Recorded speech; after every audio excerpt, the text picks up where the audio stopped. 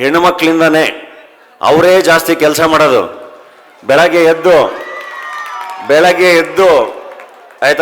ಎದ್ದು ಕಸ ಎತ್ತೋದ್ರಿಂದ ಹಿಡಿದು ಎಲ್ಲ ಹಸುಗಳ ಹಾಲು ಕರಿಯೋದ್ರಿಂದ ಹಿಡಿದು ಅಡುಗೆ ಮಾಡೋದ್ರಿಂದ ಹಿಡಿದು ಹಸು ಕಟ್ಟೋದ್ರಿಂದ ಹಿಡಿದು ಬಹಳಷ್ಟು ಕೆಲಸ ಹೆಣ್ಮಕ್ಳೇ ಮಾಡ್ತಿರ್ತಾರೆ. ಗಂಡು ಮಕ್ಕಳು ಸ್ವಲ್ಪ ಸೋಮಾರಿಗಳಾಗಿ ಓಡಾಡ್ತಿರ್ತಾರೆ, ನಾನು ನೋಡಿದ್ದೀನಿ.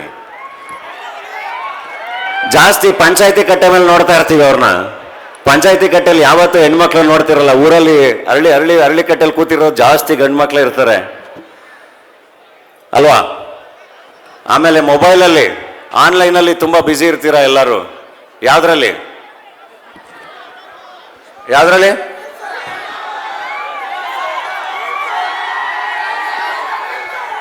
ಸೊ ಆನ್ಲೈನಲ್ಲಿ ನಿಮಗೆ ಇವತ್ತು ಬೆಟ್ಟಿಂಗಿಂದ ಹಿಡಿದು ಎಲ್ಲದೂ ಆಕ್ಸಸ್ ಇದೆ, ಗೊತ್ತು ನನಗೆ.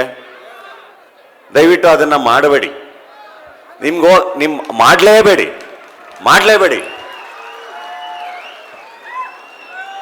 ಯಾವತ್ತೂ ಅಪರೂಪಕ್ಕೊಂದಿನ ಯುಗಾದಿ ಹಬ್ಬದ ದಿನ ಅದು ಇದು ಏನೋ ನಿಮ್ಮ ಎಂಟರ್ಟೈನ್ಮೆಂಟಿಗೆ ನೀವು ಸಣ್ಣದಾಗೇನೋ ಮಾಡೋದು ಓಕೆ, ಬಟ್ ಡೈಲಿ ಅದೇ ಕೆಲಸ ಅಲ್ಲ. ದಯವಿಟ್ಟು ಅದನ್ನು ಮಾಡಬೇಡಿ. ಸೊ ಬದುಕು ಕಟ್ಕೊಳ್ಳೋದು ತುಂಬ ಇಂಪಾರ್ಟೆಂಟು. ಅದನ್ನು ಮಾಡಿ. ಯಾವಾಗಲೂ ಒಳ್ಳೆ ಗುರುಗಳಿದ್ದಾರೆ, ಅವರ ಮಾರ್ಗದರ್ಶನದಲ್ಲಿ ಚೆನ್ನಾಗಿ ಬದುಕು ಕಟ್ಕೊಳ್ಳಿ. ಎಲ್ರಿಗೂ ಒಳ್ಳೇದಾಗಲಿ. ಆ್ಯಂಡ್ ಎಲ್ಲ ಕಲಾವಿದರ ಮೇಲೆ ನಿಮ್ಮ ಪ್ರೀತಿ ಯಾವಾಗಲೂ ಹಿಂಗೆ ಇರಲಿ. ಒಂದು ಭಾಷೆಯ ಬೆಳವಣಿಗೆಯಲ್ಲಿ, ಒಂದು ವ್ಯಕ್ತಿತ್ವಗಳ ಬೆಳವಣಿಗೆಯಲ್ಲಿ ತುಂಬ ವಿಚಾರದಲ್ಲಿ ಕಲೆ ಬಹಳಷ್ಟು ಪ್ರಮುಖ ಪಾತ್ರ ವಹಿಸುತ್ತೆ. ಕಲಾವಿದರು ಕೂಡ ಬಹಳಷ್ಟು ಪ್ರಮುಖ ಪಾತ್ರ ವಹಿಸ್ತಾರೆ. ಸೊ ನಿಮ್ಮ ಆಶೀರ್ವಾದ ಇದ್ದಷ್ಟು ಎಲ್ಲ ಕಲಾವಿದರು ಬೆಳೀತಾರೆ. ಕನ್ನಡ ಸಿನಿಮಾ, ಕನ್ನಡ ಸಾಹಿತ್ಯ, ಕನ್ನಡ ನಾಟಕಗಳು ಎಲ್ಲವನ್ನು ನೋಡಿ ನಿರಂತರವಾಗಿ ಆರಿಸಿ. ಆ್ಯಂಡ್ ನಿಮ್ಮ ಆಶೀರ್ವಾದ ಇರಲಿ. ನಿಮ್ಮ ಮನೆಯ ಹೆಣ್ಣುಮಗಳನ್ನು ಮದುವೆ ಆಗ್ತಾ ಇದ್ದೀನಿ. ನಿಮ್ಮ ಪ್ರೀತಿ ಇರಲಿ. ಮದುವೆಗೆ ಬನ್ನಿ ಎಲ್ಲರೂ. ಅಭಿಮಾನಿಗಳಿಗಾಗಿನೇ ಸಪ್ರೇಟ್ ವ್ಯವಸ್ಥೆ ಇರುತ್ತೆ.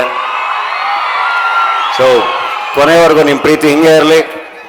ತಪ್ಪಾದಾಗ ಕ್ಷಮಿಸಿ ತಿದ್ದಿ. ನಿಮಗೆ ನಮ್ಮ ಕೆಲಸ ಇಷ್ಟ ಆದಾಗ ಇಷ್ಟೇ ಜೋರಾಗಿ ಚಪ್ಪಾಳೆನ ಹೊಡೀರಿ. Thank you very much. Thank you.